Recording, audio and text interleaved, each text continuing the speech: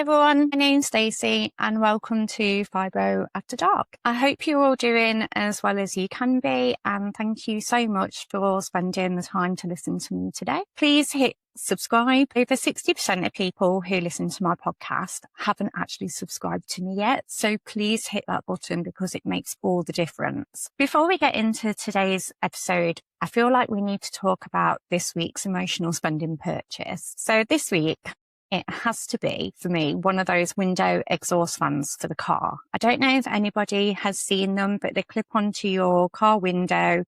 They're solar powered and they're supposed to suck all the hot air out of your car so that when you get back in, you don't have that horrible stifling heat. We're still experiencing a heat wave here in the UK, so anything that's going to make that feel a little bit better, I'm totally down for it.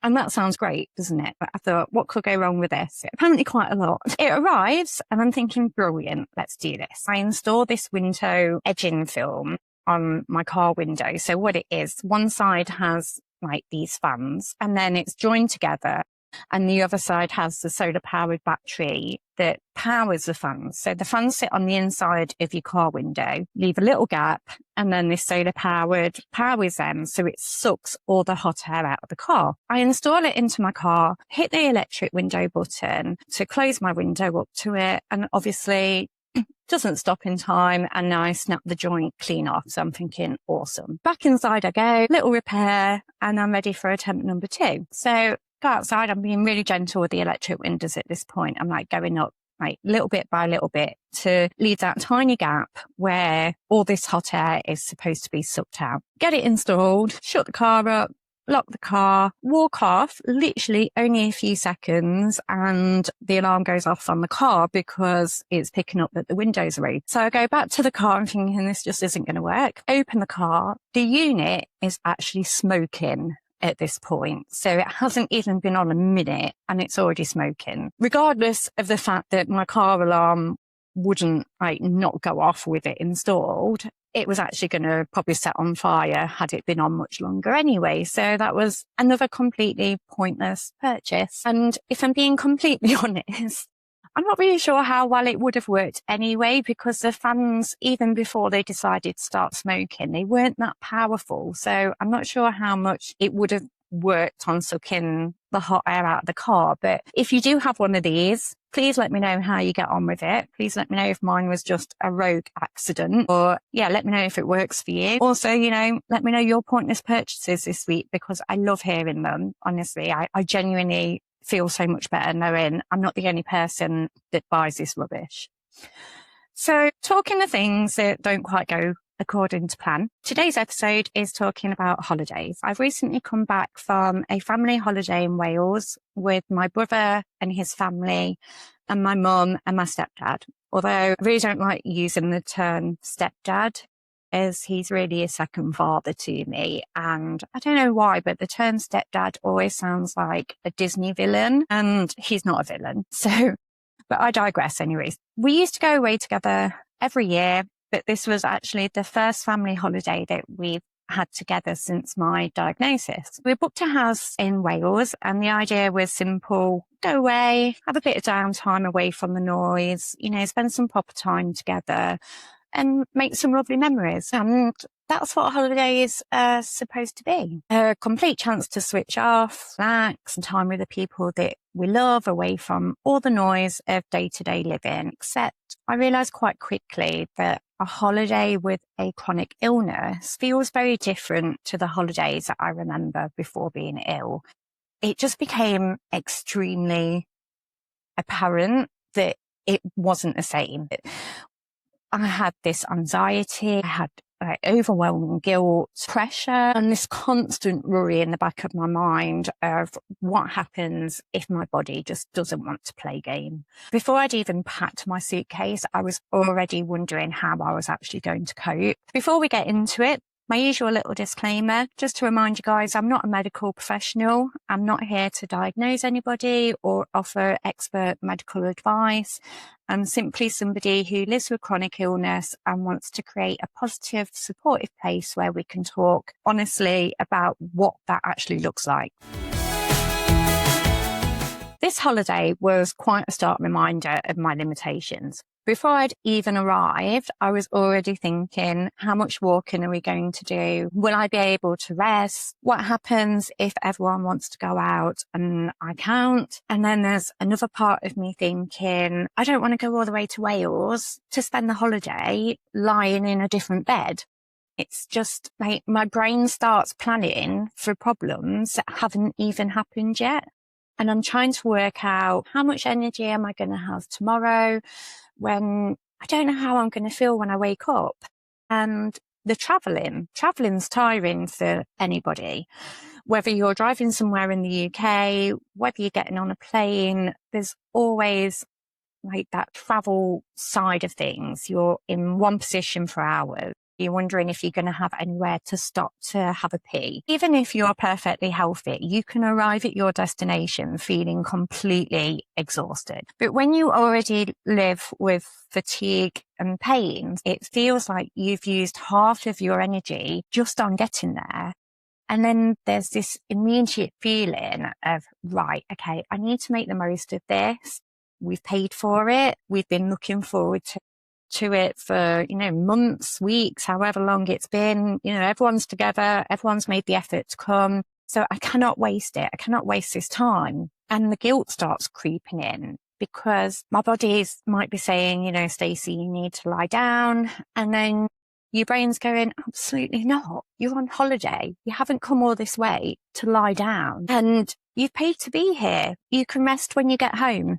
It's very much like one side saying one thing, the other side saying another thing. If you've listened to me before, especially if you're one of the 60% that haven't subscribed, please do. But you will know that I always say, if you don't choose to rest when you need to rest, eventually your body will force you to rest, and it will be so much worse had you not just done it in the first place. So I know this, and I'm thinking all of this, but because I'm away with a group, with my family, it just feels like it's so much harder to rest. Everyone's making plans. Everyone's collected those leaflets of things that they want to do when they're here. And there's nothing wrong with making plans at all. That is what you do on holiday. But suddenly, for me, with a chronic illness, I'm thinking, what time are we getting up? Where are we going? How far is it? How much walking is there to do when we get there? Will there be a place to sit down? Will we be eating there? Will we be eating when we come back? And whilst everyone else is discussing what sounds like a perfect, lovely day, I'm mentally calculating whether my body can actually do it, because my body doesn't work to an itinerary. It works to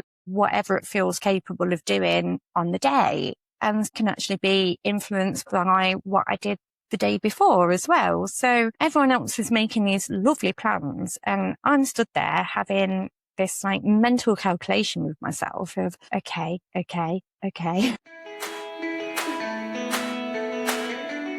Mornings are a great example of this. I've never been somebody who can sleep past 7 a.m. anyway. I've always been an early riser. And sometimes now pain wakes me up. Sometimes I'm just so uncomfortable that my body decides, you're awake now. And that's it. You're not going back to sleep. Most of the time in the mornings, I'm really tired anyway, because I haven't had enough sleep. And I'm thinking, I've got a full day ahead of me. And before I've even brushed my teeth, I'm starting to do these mental calculations of, have I actually got enough energy for today's excursions? And then the guilt of, I don't want everyone changing their plans because of me. I don't want people waiting around for me. And that's where my people pleasing tendencies come into their own, because I am the definition of a people pleaser. Like, I want everyone to be happy. I don't want to cause any waves at all. I don't want anybody's plans changing because of me. Something as simple as transport highlighted that for me on a holiday. This was a big issue for me because I wanted to take my own car when we went anywhere for the day. And on the surface, that probably sounds ridiculous, because why would we take multiple cars? That would mean my brother and his family are in his car, my mum and my stepdad are in their car, and then myself and my partner in our car. And it'd be like, why are we taking multiple cars when we can just share? But for me, it was about having a means to escape that didn't affect everybody else's plans. So if I suddenly hit sort of 1 o'clock, 2 o'clock, we're out on a day excursion, I could say that I'm going to head back, and nobody else would have to change what they were going to do. And nobody had to drive me home. Nobody had to cut their day short. Everybody would have been, absolutely fine. I could just quietly leave. My partner could decide whether he wanted to stay or if, he could come back with me. And it just made much more sense to me. But that's the only person it made sense to. Obviously, we car shared because I am a people pleaser. So it was completely that element of being able to, come back early. I didn't have that option anymore, because if I needed to leave now, somebody else would have to leave too. And that completely changed how comfortable I felt in being able to say, I've had enough, I'm going to head back. Instead, the pressure was on to completely carry on for the whole day. And that's something that I really noticed throughout the whole holiday, was that I didn't want to be the person constantly saying, can we sit down? Can we go back? I'm tired. I'm struggling. And even though nobody was making me feel like that, a lot of it felt like the pressure was coming from me. And it was things that only I was worried about, because I'm sure my family understood, but I don't know if they actually understood, if that makes sense. Like, I think they try, but I think like anything, unless you actually suffer yourself, that understanding has its own limitations. And I don't know if they really realised that when I said I was tired, I meant like I'm exhausted, not just, oh, I feel a little bit sleepy, so I don't know if they really understood completely, because the whole car sharing thing was a big thing for me. And I should have pushed it. But again, like, I am a people pleaser. I don't think they understood sometimes that the plans that they made for the day felt completely enormous to me, and they just weren't realistic for what my body could manage. But again, rather than saying that I couldn't do that, I just went ahead with it. I just pushed through. And then there was my 6-year-old nephew as well. So this is something that I've thought about quite a lot since coming home, was that I didn't want him to know I wasn't well. I didn't want him to know that I couldn't always run around and play.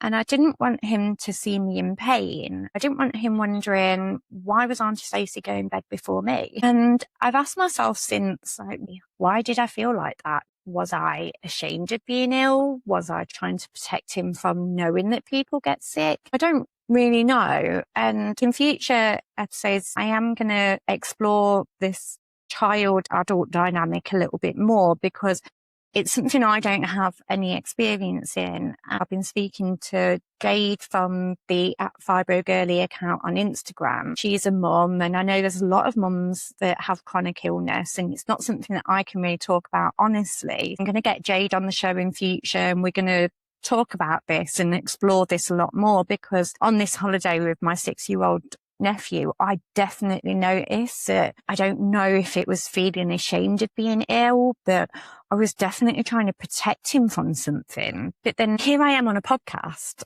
where I am constantly talking about the importance of educating people, wanting people to understand and wanting us to talk about it openly. But yet when it came to my nephew, I found myself trying to hide that.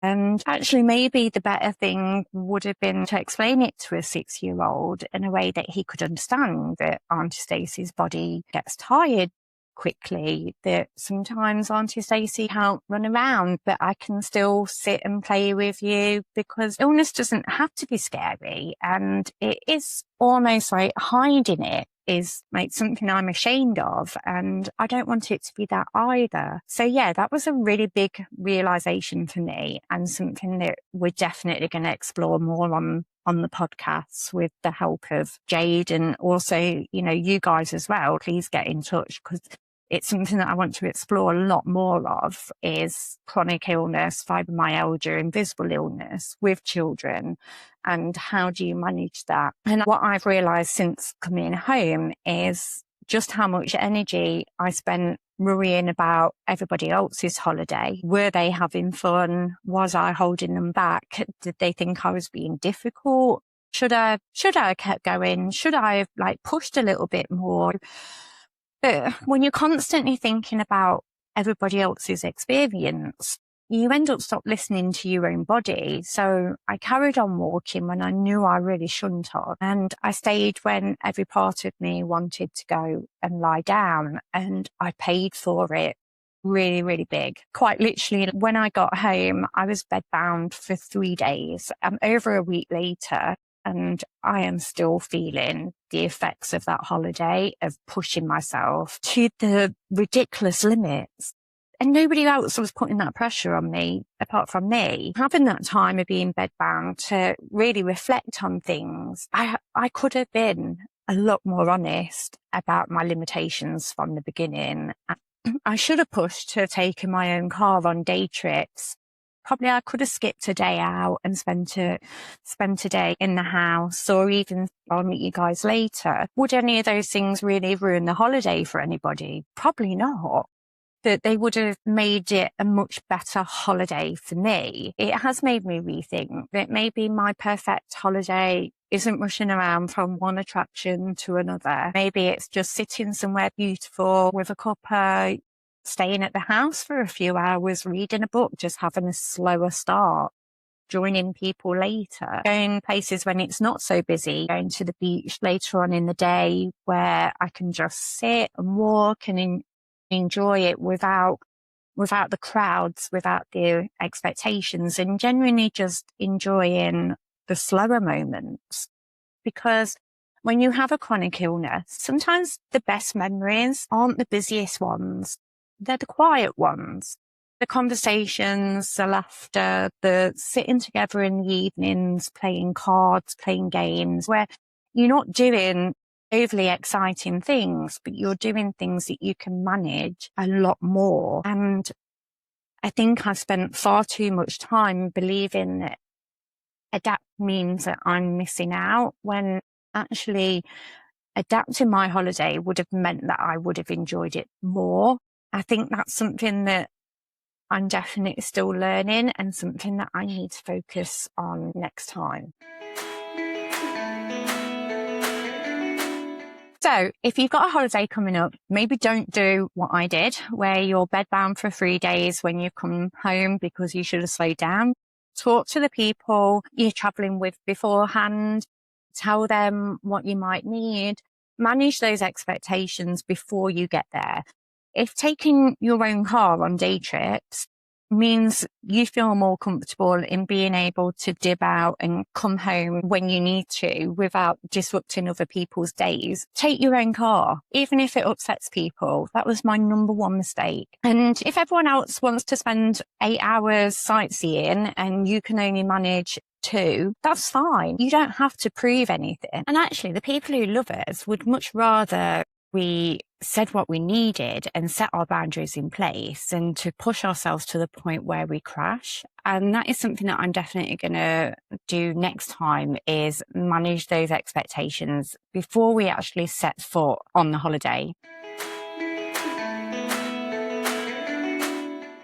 I would really love to hear about your experiences with holidays, whether this episode resonated with you. Do holidays make you feel anxious? Do you feel guilty when you need to rest? And if you found anything that makes traveling with chronic illness easier, please leave me a comment, send me a message, or get in touch at Fibro After Dark. If you've listened to me before, you will also know that I am on a mission at the moment to find the top 5 electrolytes on the market.